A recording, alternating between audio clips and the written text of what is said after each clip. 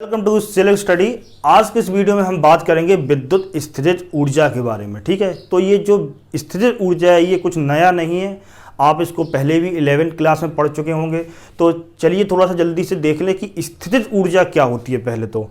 ठीक है, जैसे आप लोगों ने पहले पढ़ा होगा, यदि हमारे पास ये कोई फ्लोर है, मतलब कोई सतह है ऐसी, ठीक है, उस सतह पे कोई एक वस्तु रखी हुई है। यदि इस वस्तु को ऊपर ले जाएं, इस वस्तु को ऊपर ले जाएं h ऊंचाई तक, तो हम क्या बोलते हैं? हम बोलते हैं mgh से क्या बोलते हैं कि इसकी स्थितिज ऊर्जा बढ़ गई। यहाँ पर जो स्थितिज ऊर्जा है वो 0 है, और जब आपने इस वस्तु को उठाकर ऊपर ले गए, यानी कि आपने कुछ कार्य कर दिया, तो ये वस्तु जब ऊपर पहुंच गई तो यहाँ पर इसकी स्थितिज ऊर्जा बढ़ गई। चलिए अब देखो, हमने क्या किया, हमने यहाँ पर एक कार्य किया वस्तु को नीचे से ऊपर ले जाने पर। जब हमने ये कार्य किया तो ये कार्य कुछ ऊर्जा के रूप में वहाँ पे संचित हो जाएगा, यानी कि एनर्जी जो है वो स्टोर हो जाती है।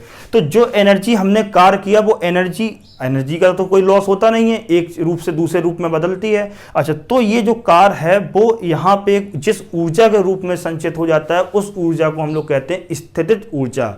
यानी कि उसके पास कुछ ना कुछ काम करने की एनर्जी आ गई, कुछ ना कुछ वो काम कर सकता है। कैसे कर सकता है? यदि हम इसको छोड़ दें ऊपर ले जाके तो ये नीचे आ जाएगा अपने आप। ठीक है, तो इसके पास जो एनर्जी स्टोर हो गई उसके वजह से ये ऊपर से नीचे आ गया। चलो अब देखते हैं कि जो स्थितिज ऊर्जा है ये यहाँ पे विद्युत वाले में क्या काम करेगी, विद्युत में क्या काम करेगी। तो ये यहाँ पे समझो कि ऐसा यहाँ पे ये विद्युत स्थितिज ऊर्जा कोई नई चीज़ नहीं है। इसको हमने अभी पहले कुछ जो वीडियो लेक्चर पहले थे उसमें हम लोगों ने पढ़ा था। ठीक है, तो हम थोड़ा सा पीछे का रिकॉल करते हैं जिससे कि आपको याद आ जाए। हमने देखा था यदि हमारे पास कोई एक धन परीक्षण आवेश हो तो ये जो धन परीक्षण आवेश है इसके चारों ओर क्षेत्र बन जाता है। ठीक है, हम लोग पहले देख चुके हैं। तो इस परीक्षण आवेश की वजह से हमें माना कि इस बिंदु पर हमें विभव निकालना है, इस बिंदु P पर हमें विभव निकालना है। तो विभव की परिभाषा क्या बताई थी? विभव की परिभाषा ये बताई थी हमने, जब एकांक धन परीक्षण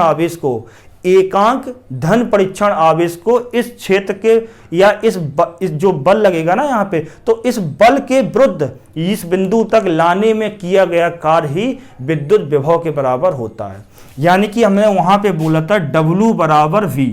ऐसा कब? जब एकांक धन परीक्षण आवेश हो। ठीक है, तो हमने बोला था W बराबर B। अच्छा, एक बात, W क्या है? हमने जो वहां से यहां तक आए, यहाँ पे आवेश लाए, जो कार्य किया गया वो कार्य है। और B क्या है? इस आवेश की वजह से इस बिंदु पर विभव, इस आवेश की वजह से इस बिंदु पर विभव। तो यहाँ पे विभव, यदि आवेश Q1 है तो विभव का फॉर्मूला हमने क्या निकाला था? विभव का फॉर्मूला निकाला था B बराबर 1/4 पाई एप्सिलॉन नॉट Q1। और यदि यहां से इसकी दूरी हम यदि r ले लें, स्मॉल r, तो ये हो जाएगा r।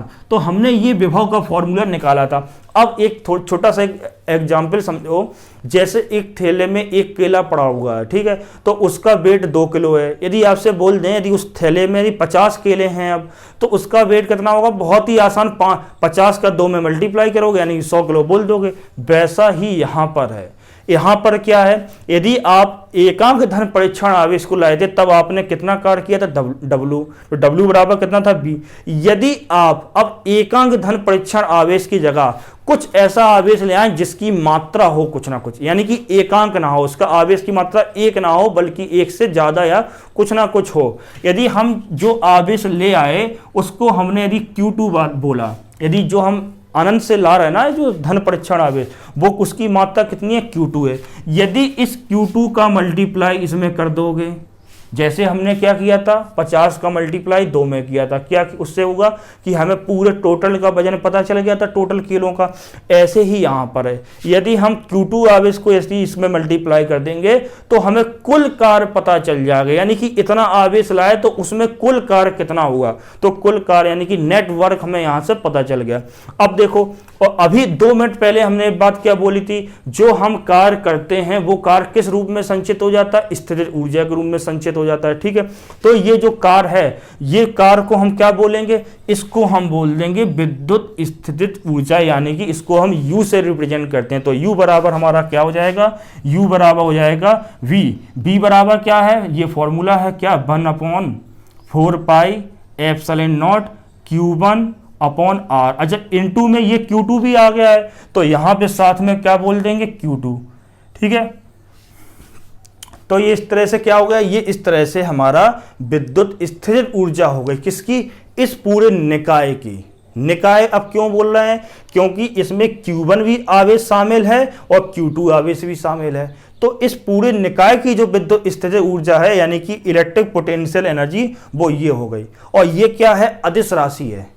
ये क्या है, अदिश, ये अदिश राशि है, ठीक है, ये अदिश राशि है। तो इसका मतलब क्या है, इस ऊर्जा में कोई दिशा नहीं है, यानी कि ऊर्जा हम पहले से ही जानते हैं कि ऊर्जा एक अदिश राशि होती है, इसमें कोई दिशा ऐसा होती नहीं है। अच्छा एक बात सुनो, जो हमने कल भी बताई थी, अभी फिर बता रहे हैं, जब हम न्यूमेरिकल लगाएं, कोई प्रॉब्लम सॉल्व करें या कुछ भी करें, तो जो अदिश राशियां हैं, जैसे अदिश क्वांटिटी हैं, जैसे हमने विभव बताया था, और ये ऊर्जा हो गई, विद्युत स्थिर ऊर्जा हो गई, ठीक है। तो इन सब में यदि हमारे पास आवेश माइनस में है तो हम यहाँ पे माइनस आवेश रखेंगे Q में, और यदि प्लस है तो प्लस रखेंगे, ठीक है। किसमें, जो अदिश राशियां हैं। अदिश राशियां कौन कौन सी, विभव हुआ, स्थिर ऊर्जा हुआ इसमें।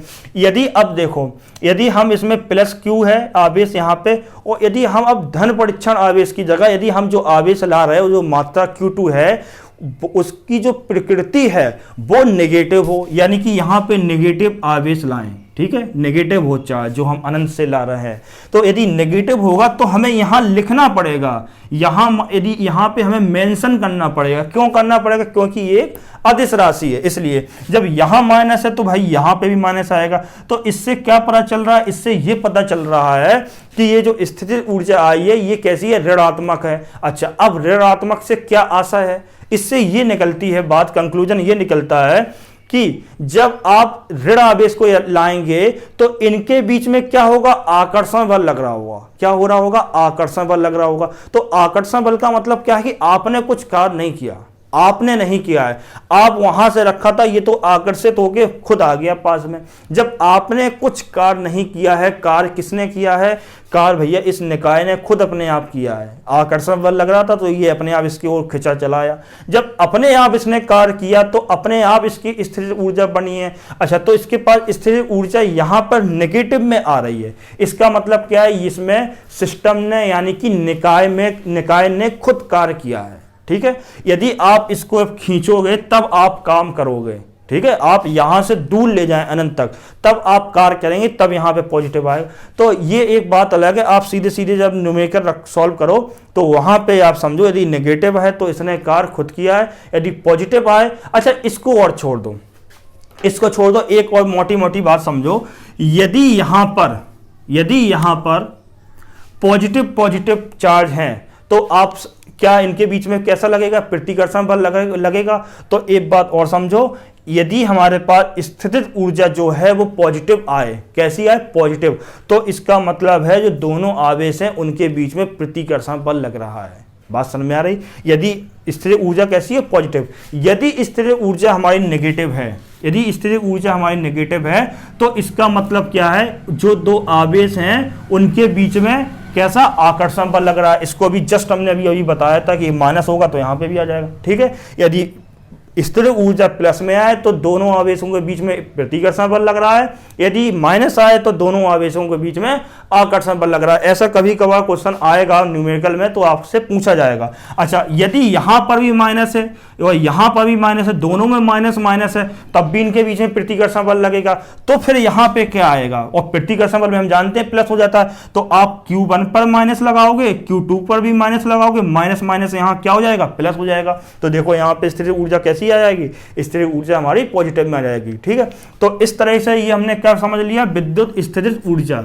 अब हम एक छोटा सा एक न्यूमेरिकल या हम बोल सकते हैं एक छोटी सी प्रॉब्लम करेंगे, उससे आपको थोड़े से कॉन्सेप्ट और अच्छे से हो जाएंगे, ठीक है। और ये जो टॉपिक है इससे न्यूमेरिकल ही आता है, ठीक है। बाई चांस कभी कभार इसकी थ्योरी आ जाए, मतलब कोई क्वेश्चन आ जाए, वैसे इस कॉन्सेप्ट पे एक न्यूमेरिकल यानी कि आंकिक प्रश्न आता ही आता है, ठीक है। तो यहाँ पर देखो, जैसे हमारे पास अभी कुछ भी नहीं है, ठीक है। यदि हमारे पास कोई एक क्षेत्र है, मतलब कुछ भी ऐसा एरिया है, कुछ भी पड़ा हुआ है बॉडी, इस पे कोई भी आवेश नहीं है, ठीक है। आप जब पहला आवेश लाओगे, पहला मतलब पहले से कोई नहीं है यहाँ पे, ठीक है। जब आप पहला कोई आवेश ले आए उसको बोलेंगे Q1। क्या बोलेंगे, Q1। तो जब Q1 आवेश है, यानी कि आप पहले से कुछ नहीं है, आप Q1 आवेश लाए, तो आपको किसी भी कार्य, मतलब कोई भी कार्य करना पड़ेगा, यानी कि किसी भी बल के विरुद्ध कोई कार्य करना पड़ेगा। आपको किसी भी बल के विरुद्ध कोई भी कार्य नहीं करना पड़ेगा। क्यों नहीं करना पड़ेगा भैया? पहले से यहाँ पे कुछ भी उपस्थित था ही नहीं, यहाँ पे एकदम खाली पड़ा था, हम चले आए सीधे से, यहाँ रख दिया एक आवेश, ठीक है, ये Q1 आवेश हो गया। अब देखो, ये यदि माना कि धन पॉजिटिव है, ठीक है, चलो पॉजिटिव छोड़ो, हम कॉमन लेके चलते हैं, या पॉजिटिव हो या नेगेटिव हो, सबके लिए एक ही हो जाएगा, ठीक है। अब हम क्या करें, ये Q1 आवेश यहाँ रखा, अब हम एक दूसरा आवेश लेकर आए अनंत से, ठीक है, एक दूसरा आवेश लाए भैया, यहाँ पे कर दिया। इसकी यहाँ से दूरी कितनी है? इसकी यहाँ से दूरी है R1, या हम बोल सकते हैं R12 बोल दो, कुछ भी बोल दो, हमें नाम देना है इसका, ठीक है। तो इस अनंत से जब आप Q2 आवेश को लाए, तो आपको अनंत से लाने में बल के विरुद्ध, विद्युत बल के विरुद्ध कुछ ना कुछ कार्य करना पड़ेगा। क्यों करना पड़ेगा? क्योंकि एक आवेश यहाँ पे पहले से ही उपस्थित है। बात समझ में आ रही? तो आपको इस बल के विरुद्ध इसको लाने में कार्य करना पड़ेगा, ठीक है भाई। तो कार्य करना पड़ेगा, तो इनके बीच में जब कार्य करोगे, बल विरुद्ध बल है तो विभव भी है यहाँ पे, इसकी वजह से यहाँ पे विभव कितना है? इस आवेश की वजह से इस बिंदु पर जहां पर आप Q2 आवेश को ले आए हो, यहां पर जो विभव है इसको बोल दो V1, ठीक है। तो हमारी स्थितिज ऊर्जा कितनी होगी? इसके लिए स्थितिज ऊर्जा होगी U12। हमने इसलिए बोला, एक वन आवेश है, एक 2 आवेश है, इसलिए हमने इसको U12 बोला। तो यहां पर कितना हो जाएगा? Q2 आवेश ले आए हो और उस बिंदु पर विभव कितना है? V1 है। तो इस प्रकार से हमारा ये U12 कितना बन जाएगा? ये बन जाएगा 1/4 pi epsilon not Q1 Q2 upon R, जैसा कि अभी हमने इसको फॉर्मूले को ड्राइव किया था यहाँ पे, ठीक है। अब देखो, अब क्या करना है, अब हम किसी तीसरे आवेश को ले आए। तीसरे आवेश को जब आप ले आओगे यहाँ पे, ये आप तीसरा आवेश ले आए, तो देखो क्या करना पड़ेगा। तब आपको इस आवेश के जो इसका क्षेत्र है ना, तो इसके वजह से जो बल लग रहा होगा, तो इस आवेश के विरुद्ध यहाँ पे बल लग रहा होगा, और इस आवेश की वजह से भी इसको लाने में बल लगा होगा विरुद्ध। बात समझ में आ रही है? अच्छा, यहाँ पे देखो, यहां पर क्या है, जैसे ही आप लाकर यहां रखोगे, तो आपने इसके विरुद्ध भी कार्य किया और इस आवेश के विरुद्ध भी कार्य किया, दोनों के विरुद्ध आपने कार्य किया। तो दोनों के विरुद्ध जब आपने कार्य किया, तो इसकी वजह से भी यहां पे विभव होगा कुछ ना कुछ, और इसकी वजह से भी यहां विभव होगा कुछ ना कुछ। बात समझ में आ रही? इस जो आवेश आप यहां लाए हो, किस बिंदु पर लाए हो? इस बिंदु पर लाए हो, ठीक है। तो इस बिंदु पर लाना है हमें Q3 आवेश। तो इस आवेश की वजह से यहाँ पे जो विभव है वो है V1, और इस आवेश की वजह से जो विभव है वो है यहाँ पे V2। यदि ये Q2 है तो इसके लिए V2 मान लिया। अच्छा, और आप आवेश कौन सा ला रहे हो? Q3 आवेश ला रहे हो इस बिंदु तक, ठीक है। तो यहाँ के लिए हमारी जो आ जाएगा वो देखो क्या आएगा, यहाँ के लिए जो U आएगा वो बनेगा U13 प्लस U23, ठीक है। इसको समझ लो, इसको U डैश मान लो, ठीक है। क्या है यहाँ पे? इस आवेश, ये जो है 1 है, ये 3 है, तो इसलिए 1 3 हो गया। ये 2 है, ये 3 है, तो 2 3 हो गया। एक तरीका और है, आप ऐसे भी लिख सकते हो। कैसे? आप क्या करो, ये विभव V1 भी है, V2 भी है, तो यहाँ पे ये विभव ऐड हो जाएंगे। तो ऐड हो जाएंगे, कैसे लिखेंगे? V1 प्लस V2, ठीक है। और साथ में क्या है, कौन सा आवेश लाए? Q3 लाए। जैसे यहाँ पे पहले V1 अकेला विभव था, अब यहाँ पे 2 विभव हैं, तुमने दोनों को जोड़ के लिख दिया। V1 के लिए क्या बन जाएगा? 1/4 पाई एप्सिलॉन नॉट Q1, ठीक है, अपॉन इसकी यहाँ से दूरी देखो कितनी है, इसकी यहाँ से दूरी ले लो R13, और इसकी यहाँ से दूरी ले लो R23, ठीक है। ये दूरी नाम दे दिया हमने इनको। तो ये अपॉन में क्या हो जाएगा? R13 कितना है ये? R13। अच्छा, और यहाँ पे क्या आ जाएगा B2 के लिए? B2 के लिए है 1/4 पाई एप्सिलॉन नॉट Q।